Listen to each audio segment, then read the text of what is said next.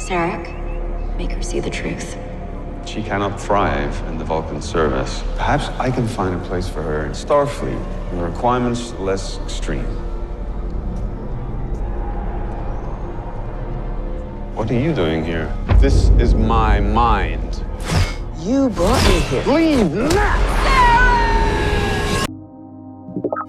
Welcome to our brief review and analysis of Episode 6 of Star Trek Discovery, Lethe.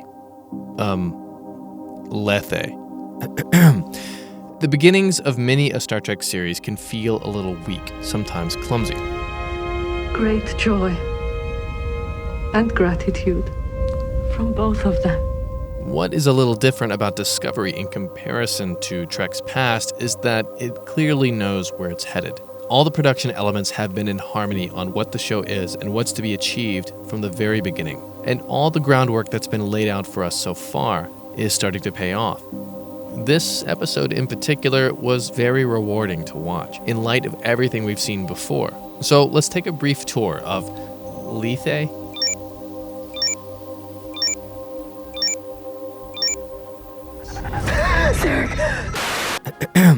Sarek heads off for a secret mission. Burnham and Tilly get a little morning exercise, complete with some casual workout gear, yours for just $26.95. Lorca and Tyler get to know each other over the slaughter of holographic Klingons. Tyler gets offered an official position aboard Discovery. Sarek is almost assassinated by a logic extremist. Tilly and Burnham grab two appetizing and nutrient-filled burritos just before Burnham collapses on deck due to Katra pain, and suddenly we're in Sarek's mind. Captain Lorca agrees to help Burnham find Sarek. Stamets is in a rare mood. Groovy. Admiral Cornwell shows up to evaluate Lorca, and maybe to party. Burnham wrestles with Sarek's mind, realizes the secret he's been keeping, and saves his life. Meanwhile, the Admiral threatens to remove Lorca from command, but gets captured by Klingons first, a move perhaps secretly hoped for by Lorca. And Burnham is now a science specialist on the bridge. So let's break down some of the elements here and get our bearings. First up, is Ash Tyler really a Klingon spy? It's easy to be suspicious. He's been a prisoner of the Klingons for the entire war, and his hair is a little too perfect.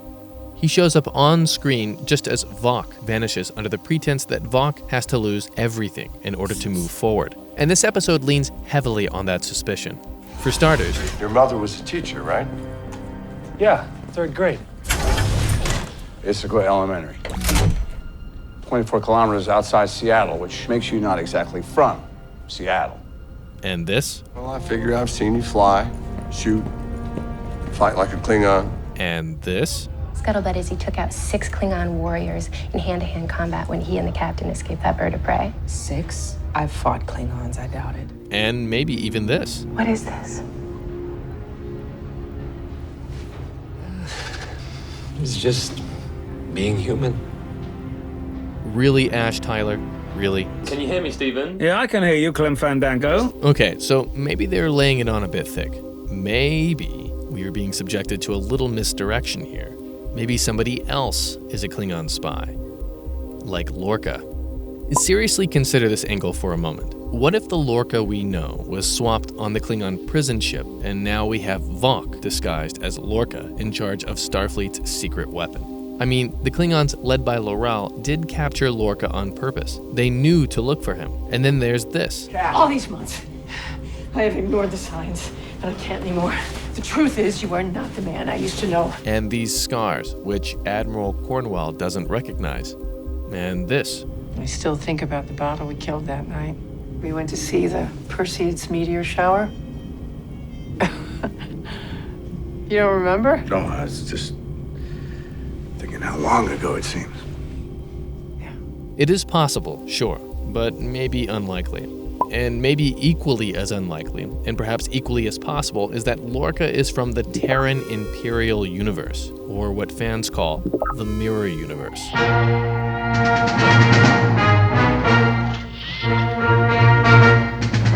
What is this, Mr. Sulu? Mr. Spock has orders to kill you, Captain. He will succeed.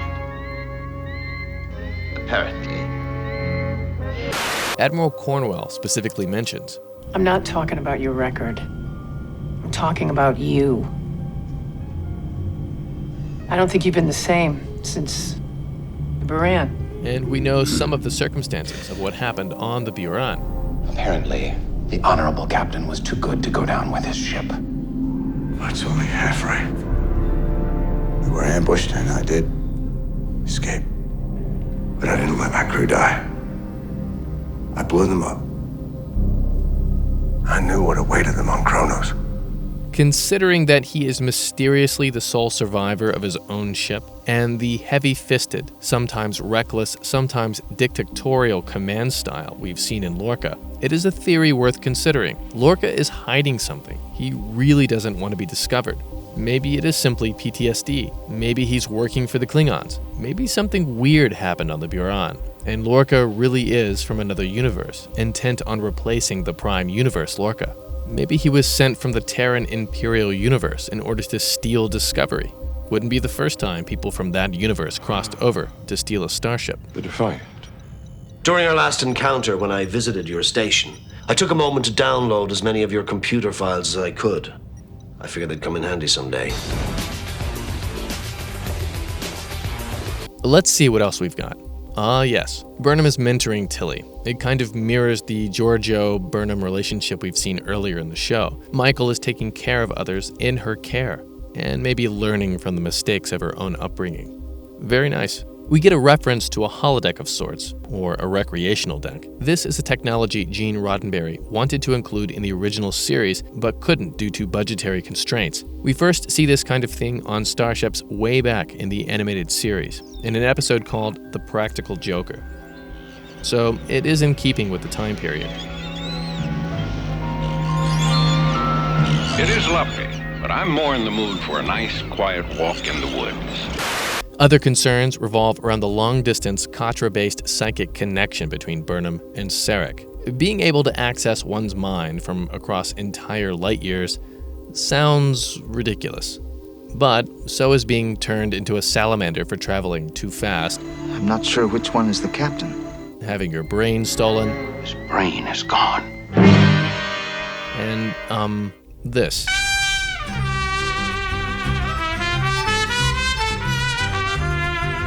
So the question is there precedent for a Katra connection to have this quality? It does appear that this is an innovation. However, considering Vulcan mysticism, a long-distance psychic Katra connection isn't any more unbelievable than the mind meld itself. So, yeah. My thoughts to your thoughts. Come back to me.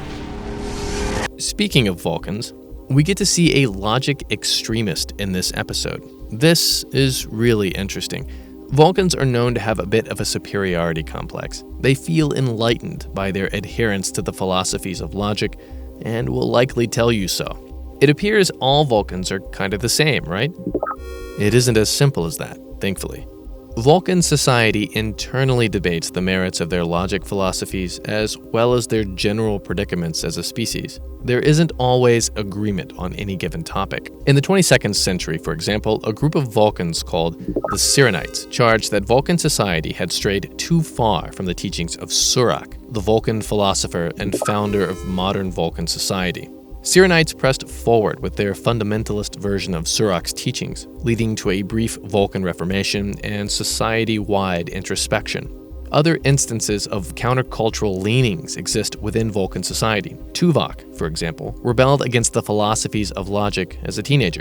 So it is not surprising to see a faction of Vulcan society not entirely pleased with their membership in the Federation. Vulcans, as a general rule, are not overly fond of intermingling with lesser illogical species.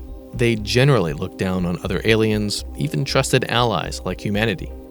But also, it is pleasing to see alien cultures like the Vulcans not as a monolithic cultural bloc, but as a multicultural society with all the trappings therein.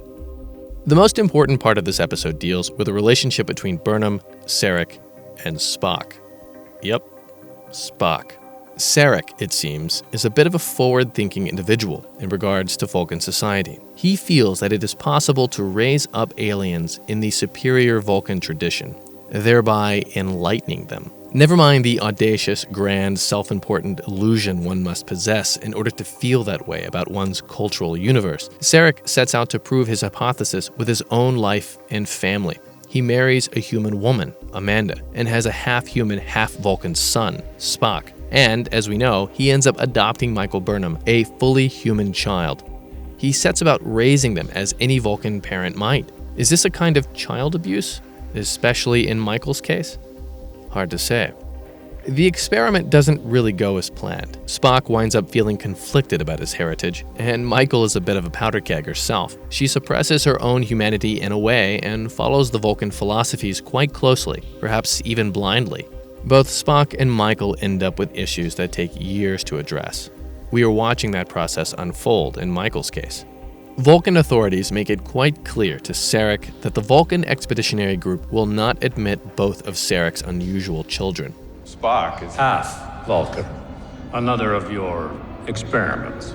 The integration of humans into our culture is an admirable goal, but it must be titrated.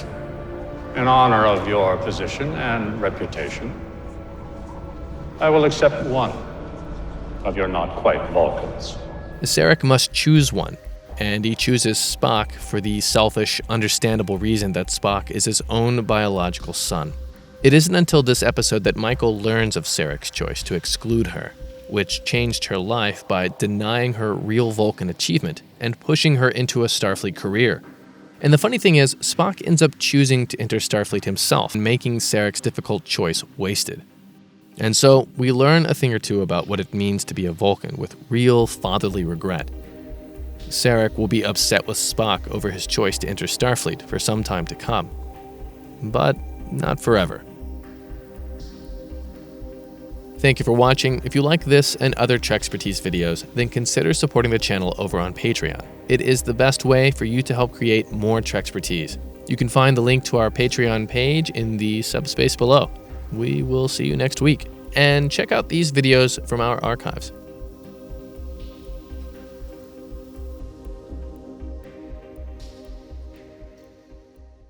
遠い将来を考えてみようよ。